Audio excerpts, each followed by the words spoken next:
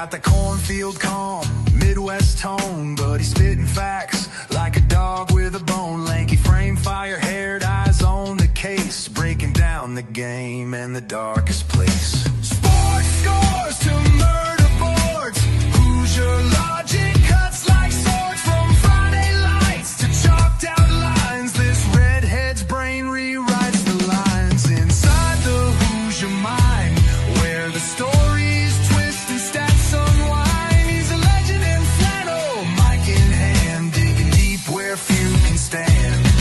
From touchdowns to crime scenes raw, he's got the truth in every draw.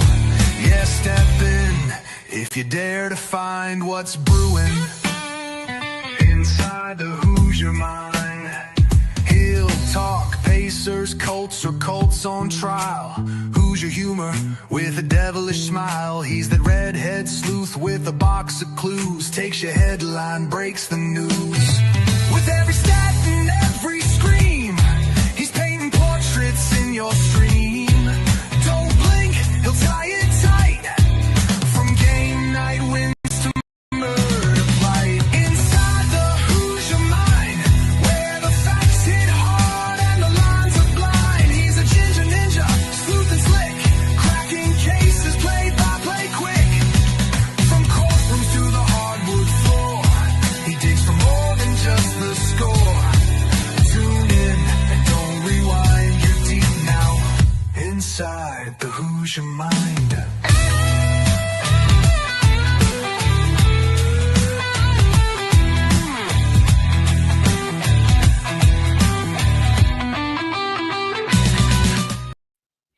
What's up, everyone? Welcome into Inside the Hoosier Mind, brought to you in part by Military Broadcast Radio, helping give veterans a voice, helping teach them how to podcast, most importantly, letting veterans' voices be heard. Big shout out to the gentleman to my right. Well, yeah, to my right, left, maybe. Whatever you're watching, it's to my right. Gentleman by the name Mike Hughes, all the credit for making that intro for me. Shout out also to Amber Dietz for making the AI song to go along with that via AI. So shout out to y'all guys. Appreciate that. What up, Ray? Ray Cruz in here saying what up to both me and Mike both from ASAP. Mike, it's a beautiful time. It's starting to warm up, starting to be summertime. Hopefully I'm not delaying or bugging out too bad. I feel like I might be. No, I'm with you still. I'm with you a still. little bit. Okay. Are you with me, Tone? I am. We got officially the snack wrap back from McDonald's in a month from today. So we got that. Mike and I were just talking about this before the show started. He's giving me a little bit of flack because I am not that I'm disappointed that the Pacers are in the finals, but I'm not as ecstatic as other NBA fans might be if their NBA team from their home city is represented in the championship game right now. Mike was giving me a little flack about that because he would kill if the Bulls were in that position, and I understand completely. But Mike, buddy, we got a little bit to talk about. So how about we started with the finals real quick? You know, the Pacers are in the finals against the Thunder. They were able to. Are we going to call it a steal on game one because the Halliburton was able to get the last second shot there to be able to go put the Pacers up 1-0 on them. Then the Thunder comes back. They beat the Pacers pretty badly in game two. Game three is tomorrow on Wednesday. First game here in Indianapolis. Mike, what's your thoughts so far on the finals? Because I was kind of surprised the Pacers took game one, to be honest with you. They had over 20 turnovers in that game. It was pretty rough, but they ended up finding a way to come back and end up winning it. What's your thoughts so far, at least for the Pacers being able to go 1-1 in OKC to start the series?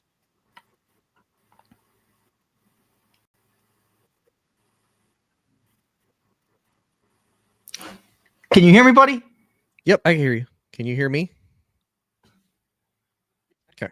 Okay. My thoughts are give me 5 seconds. Oh. Okay. So Mike will be back. Speaking of, there's Mike. Hello. Sure enough, he's back.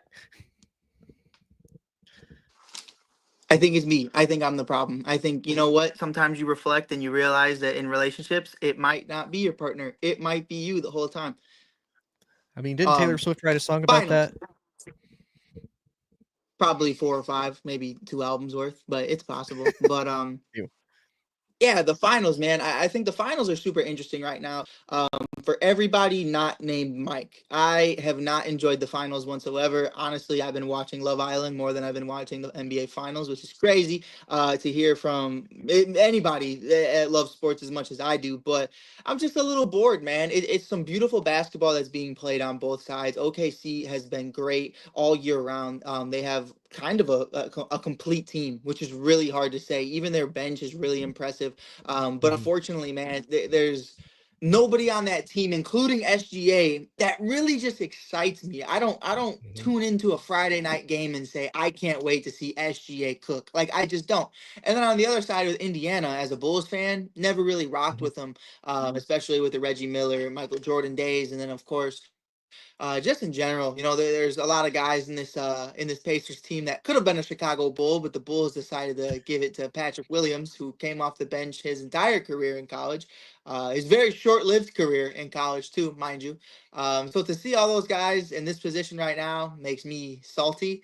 But no, man, it's good basketball nonetheless. I think I kind of went into this series thinking if they can neutralize Tyrese Halliburton, then a guy like Will Dort is going to win Finals MVP in my mhm, eyes. Because if you looked at the entire matchups this year, Tyrese mhm, Halliburton in all of their matchups against OKC was held to like 12 points per game. And surprisingly enough, Tone, even though, the series is 1-1, it really mhm, hasn't been that much different. In game two, they lost, but obviously it was a pretty close game for the most part. But Tyrese Halliburton had 17 points.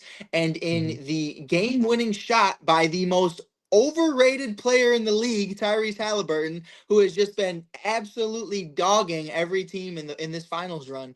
He gets a mhm, game winning shot, but only had 14 points in this game. So up to that point, had less mhm, than 12 points in this game. It's really just been a full team effort from Pascal Siakam, Aaron Nesmith, mhm. Miles Turner, Nemhard has been Nembard. I always forget how they pronounce it, Yeah, but I he's been think yeah. phenomenal as well. And Obi Toppin, shout out to him as well. He's the guy I Mhm, wanted the Bulls to take over Patrick Williams. What's funny is I hear so many people on social media saying they wanted their team to draft Tyrese Halliburton. You're a bunch of mhm. liars. You're a bunch of liars. Nobody said that. Nobody wanted Tyrese Halliburton.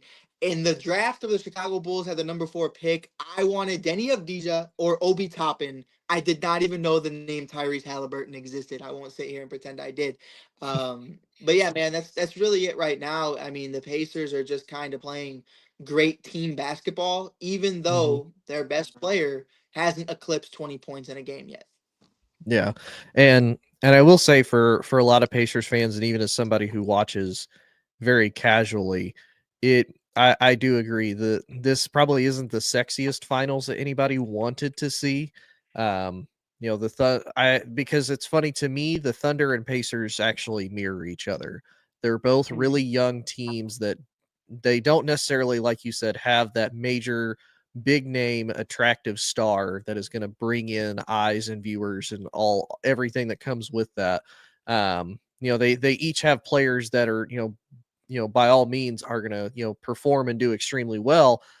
But like you said, it is more of a team cohesive effort. And supposedly that's what Adam Silver has wanted out of the NBA is a more cohesive team. They want to move away from the whole super teams thing as far as making the salary cap and whatnot a little bit more of a pain to have to deal with. So this is Yeah. supposed to be in Indiana and OKC's favor, especially in the long term run. As far as how they have their roster set up, not necessarily a bunch of A++ guys, but a lot of A minus, Mhm. B+ type of players that can be able to come in, be able to make an effort and whatnot for him. So it is kind of been interesting to see that. And I will say, I think for the Pacers, and I don't know if it was a matter of just more of adjustments. Uh, but after they got that first surprise victory, I don't know if maybe they came in a little bit cocky for the second one because, with the exception of just a short time, they were down again. and they ended up being down by at least 20 points, majority of the time, all the way to the end.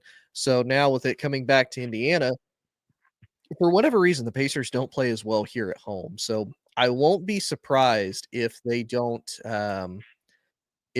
split the series again and maybe go 1-1. So maybe the series goes 2-2, and then after that, I don't know if we get a potential game 7, but I do think that we will for sure have a 6-game series. But I'll kind of take what Chris Broussard said.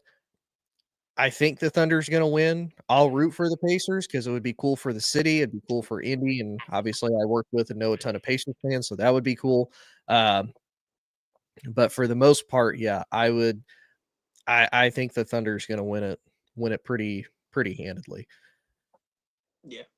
No, I'm with you. I'm with you. I get it. And we've heard a lot of conversations this week about like what that means for OKC. And I love the conversation as a debate. You know, you have a guy like Kevin Durant who started as a Mhm, supersonic and then carried OKC on his back forever. Really. It felt like KD mhm, was never going to leave. And obviously became the biggest villain in all of basketball history when he joins the Golden State Warriors. But you know, he was easy money sniper. He was the Oklahoma City mhm, Thunder for quite some time. You have Russell Westbrook, who, you know, after KD leaves, really takes over. Like when they went to a finals together, they had several mhm. deep playoff runs. Never really won the big game. You know, they lose to LeBron in Miami and what was that 2011, 2012, something like that. I think it was 2012. Yeah, 2012. And then he becomes a triple double god and is the most triple doubles ever with Mhm, OKC and in all of the NBA. So you have two first ballot Hall of Famers that are arguably top 25 players, top 30 players of all time. KD, who I think is sniffing in a lot of people's top tens.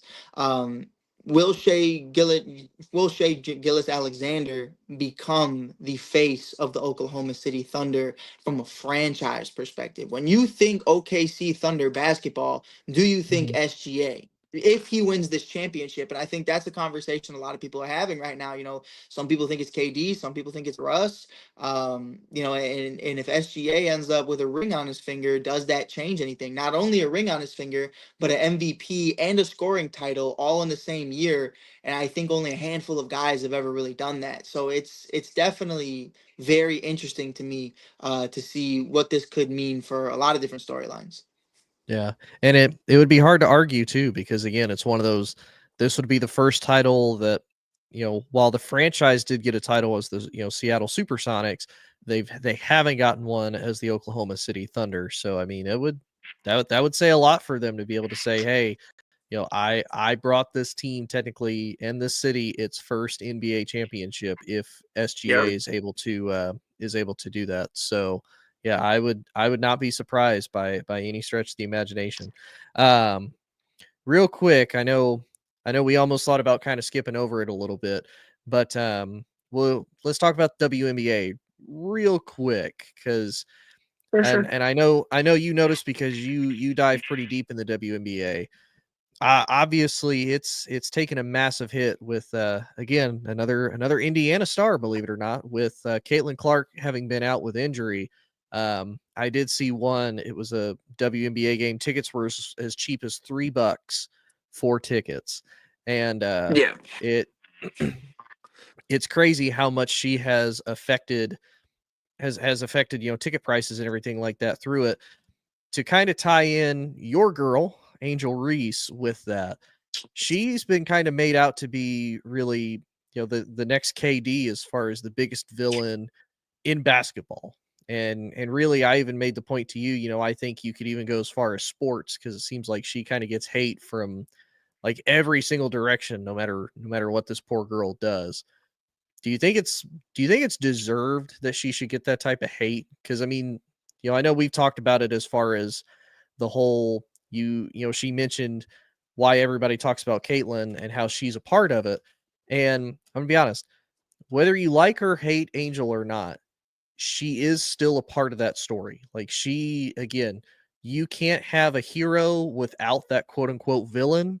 And Angel Reese and Mhm. LSU was that villain in order to write that story. So as much as people may not want to admit it, Angel was an intricate part of that story for women's basketball, and even still now as she's moved on to the WNBA. But you know, my back to my question though, buddy. Does she deserve that hate? Does she deserve all of that? I think like this would be such an easier conversation if there just wasn't blatant racism in the league or just in the world. You know what I mean? Like in the world Mhm, specifically, especially everything we have going on right now. mhm, Lover or hater, I'm not gonna go into that discussion today. About like personally, I like Angel. I've met mhm, Angel personally. I know her person, her character, how she's perceived from the media is far different from the person you're going to see every single day. mhm, But what I will say is this, there's, it's friendly banter. It's mhm, competitiveness. It's between her and Clark. Like it's a beautiful thing. You saw it between Isaiah Thomas and Michael Jordan. You saw it between Curry and LeBron. We saw it between Magic and Bird and so many others down the line. Jimmy Butler versus everybody. I feel like Draymond Green versus everybody. Where they're just yep, fuck it every day. We're picking somebody we're going at. Um, mhm, and why I bring all that up though is because it's just so different when you ask that question, and then I see the horrendous, horrible comments that are all over social media about her. You know what I mean? And it's mhm, like, does anybody deserve that? I wouldn't say anybody really did. Not saying that you believe they do, but like, I think there's that fine line where like, yeah, like you can totally earn that villain role. I think mhm, she's earned that villain role just because of like, the competitiveness and everybody has a story. mhm, And like you said, everybody's got to play a certain role in each story, but the way people have taken it, I'm at a point where if I post about her, I know I have to turn off my comments as soon as I post a video, just yeah, because I'm gonna have 100,000 comments of horrendous things being said, and I'm sure you've seen it as well. When like some of mhm, our Caitlin Clark posts on inside the Hoosier Mind, it's like some of them don't even involve Angel, and you'll see comments about her, and it's uh, really baffling to me that people can just feel that way about a 22-year-old girl. So that's really mhm. how I feel about it, man. I don't know if you feel any differently. Like about like No, how you view the situation versus me. no. I mean, I view it pretty similarly. And MJ, appreciate you turning in. If you guys ever want uh a different alternative way of thinking, more positive reflection and whatnot, more kind of holistic way. My cat turned off my camera. Thanks, Peach. Um, get off my keyboard, cat. Sorry, technical difficulties because of my cat. Anyway, all right, we're back. Like I said, every villain has to play in the story, and I think that's for Angel. But I will say real quick to kind of tie it into what I think people are doing and what people need to realize. For anybody who watches professional wrestling, everybody knows it's fake. Everybody knows it's scripted. Everybody knows that everything that they do when it comes to like the words that come out of their mouth, their actions and everything like that, that's all fake. Now, don't get me wrong. They still take some bad bumps. They still, they get thrown down. That mat still hurts just the same as you can't fake Oh that. Now yeah. some of the punches might be fake, but getting thrown to a table onto the ground, yeah, that's real. You can't fake that one. I think that's where people need to realize with like you said with Angel, she's one of the best athletes in the game. Caitlin Clark is one of the best athletes in the game. They're competitive. They want to be the top dog, and they're going to trash talk each other because again, that's just part of it. That's part of any sport. That's part of anything that you do. Like you said, is the competitive friendly banter between players and whatnot. Now we've seen real beef before. We saw with Dame Lillard and Tyrese Halliburton with that series. Just to begin this Eastern Conference series and whatnot that they were into it with each other. But again, the end of the day, I think once cooler heads kind of prevail, they don't hate each other. Now they may not be fans of each other, but they don't hate each other. So I think that's what people need to realize is just because again you may not like what she says or does doesn't mean you have to necessarily hate her as a person because again she's doing it as an athlete and nothing she does affects you or your life in any shape way form or capacity, not like a politician, not like any of that. She's just an athlete that's playing a game that she's grown up playing for years, that she was very good at playing, and that's why she's in a professional league doing it now. But that's just my 2 cents Yeah. on it.